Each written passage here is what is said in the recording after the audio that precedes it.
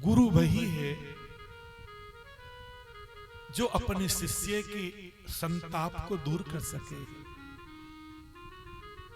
गुरु का मतलब ही है, गु गु माने अंधकार होता है, रू रू माने प्रकाश होता है। शिष्य वही है जो अपने अज्ञान में फंसे शिष्य को निकालकर ज्ञान के प्रकाश में खड़ा कर दे, वही तो गुरु है। जो दुखों से निकालकर सुख की अनुभूति करा दे, वही तो गुरु है। जो इस संसार में रहते हुए, हमारे तो महापुरुष एक चरणदास जी महाराज हुए, बड़े उच्च कोटि के महापुरुष हुए। कहते स्वयं ही सुखदेव मुनि के शिष्य रहे हैं। उन्हें सुखदेव मुनि ने साक्षात दर्शन दिए थे। वो कहते हैं सतगुरु के लक्षण कहूं ताकू लो पहचान, निरख परख कर दीजिए तन मन धन और प्राण। सतवादी और शीलवंत, सुहृदय और योगीश, निश्चय ध्यान समाधि में सो गुरु विश्वावीस। भरम निवारण और भय हरण और दूर करन संदेह, गठिया खोले ज्ञान की सोई सतगुरु ले। सतगुरु मेरा सूरमा करे शब्द की चोट, मारे गोला प्रेम का ढये भरम का कोट। मुख से ती बोलन थका और सुनन थका जुकान, सबद बाण मोहे मारियो पूरा आया बार। सबद बाण मोहे मारियो और तन मन कियो छेद, और बेदर्दी समझे नहीं बिरही जाने भेद। बड़ी गुरु की महिमा गाई है चरणदास जी ने, बड़ी महिमा गाई है। आज दलीप जी ने कहा गुरुदेव मेरे कष्ट का निवारण करो, गुरुदेव मेरी आपदाओं का निवारण करो, गुरुदेव मेरे दुख को दूर करो। और सज्जनों, वशिष्ठ मुनि के द्वारा जो कामधेनु गौ दी गई, उसको बड़े भाव से, बड़ी श्रद्धा से दलीप अपने घर में ले आया। और गौ मां की सेवा कैसे की, जरा एक बार समझ लेना इसको। घर में गौ लाए तो गौ माता का स्थान अपने सोने से ऊंचा रखा। यहाँ कई वास्तु शास्त्र के कोई ज्ञाता बैठे हो, उनको ये पता होगा कि जिस घर में वास्तु दोष होता है और उसका कोई उपाय ना दिखाई दे, तो कहते हैं उस घर में लाकर एक गौ मां को बांध दो, वो वास्तु दोष ही मिट जाता है। जहां गौ माता होती है, चूंकि गौ वास्तु देव भी गौ माता में समाहित है, तो जहां गौ माता आकर निवास करती है वहां कोई वास्तु दोष नहीं रहता। हाँ, ये एक बिंदु है कि घर से कौन से निवास में, कौन सी दिशा में गौ मां को स्थान दें। और पहले तो बुरा मत मनाना मेरी बात का हो,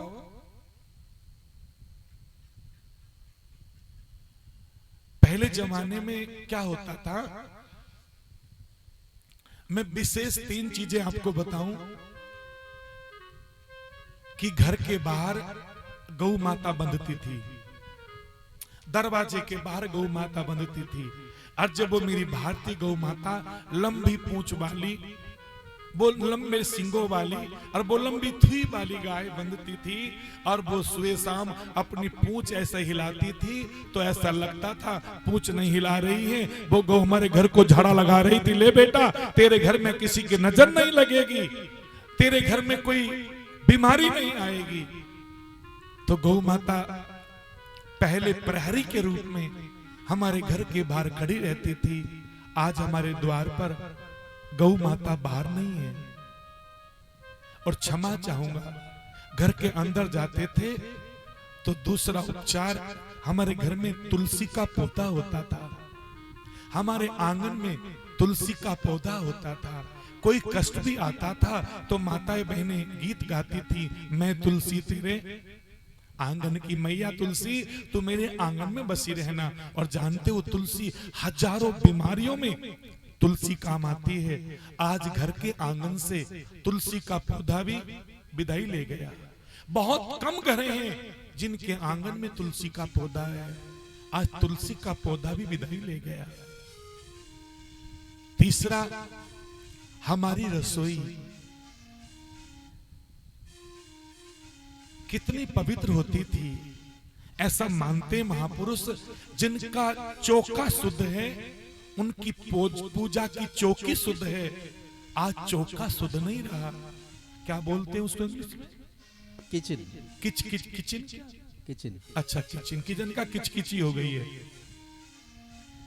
पहले माताएं बहनें सारा काम घर का करती थी, आटा भी हाथ से पीसती थी, दाल भी घर की दलती थी, घर का काम भी करती थी, खेत का काम भी करती थी। क्यों? हम लोग किसान हैं, और किसान तो किसान ही है।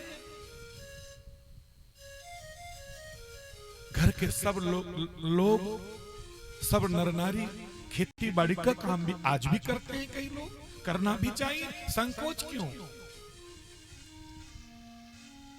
और फिर भी किसी की हिम्मत नहीं थी उस घर में रसोई के अंदर कोई जूते चप्पल पहन के चला जाए।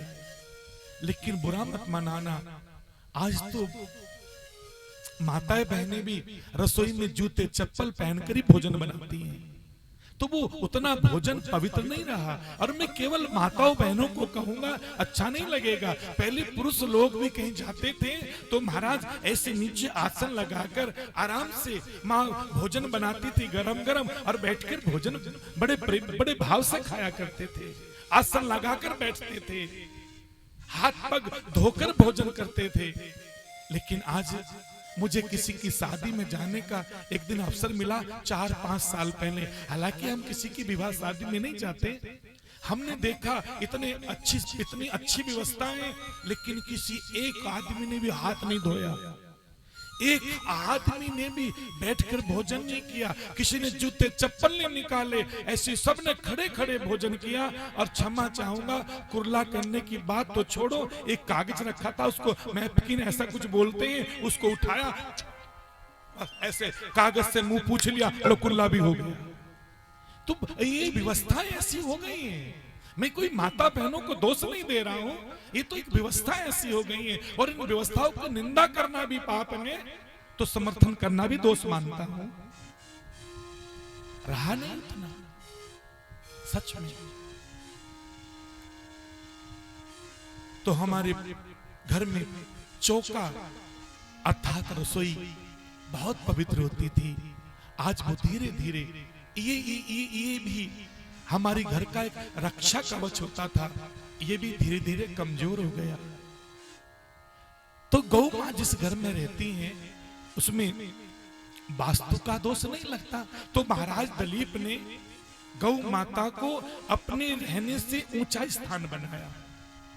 और पहले दिलीप जब उठते थे तो सबसे पहले गौ माँ को प्रणाम करने जाते थे, और फिर स्नान ध्यान करके गौ माँ की सेवा में लग जाते थे। गौ माता के नीचे कोई तिनका भी पड़ा होता था, दोनों पति पत्नी उस स्थान को सफाई करते थे। फिर गीला कपड़ा लेकर फिर गौ माँ को स्नान कराते थे। क्या बात है! ऐसे घर में गौ माँ की सेवा हो।